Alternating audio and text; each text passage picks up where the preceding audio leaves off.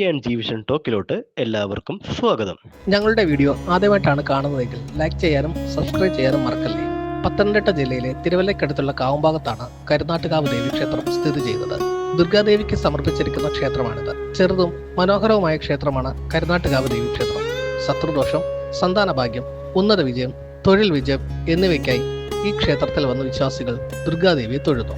തിരുവിതാംകൂർ ദേവസ്വം ബോർഡിന്റെ മേൽനോട്ടത്തിലാണ് ഈ ക്ഷേത്രോത്സവം നടക്കുന്നത്.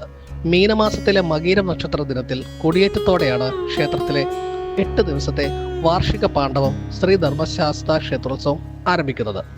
കേരളത്തിലെ ദുർഗാക്ഷേത്ര ഉത്സവങ്ങളുമായി ബന്ധപ്പെട്ട എല്ലാ പൂജകളും ആചാരങ്ങളും അഭിഷേകങ്ങളും 9 ദിവസങ്ങളായി നടക്കുന്നു.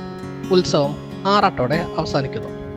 പുരാതന കാലത്ത് ഇളമന മഠത്തിൻ്റെതായിരുന്നു ഈ ക്ഷേത്രം. ഈ ക്ഷേത്രത്തിന്റെ അടുത്ത് തന്നെ international society for Krishna consciousness നിയന്ത്രിക്കുന്ന കരുനാട്ടുകാവ് ശ്രീകൃഷ്ണ സ്വാമി ക്ഷേത്രവുമുണ്ട്. വീഡിയോ ഇഷ്ടപ്പെട്ടെങ്കിൽ ലൈക്ക് ചെയ്യാനും സബ്സ്ക്രൈബ് ചെയ്യാനും മറക്കല്ലേ.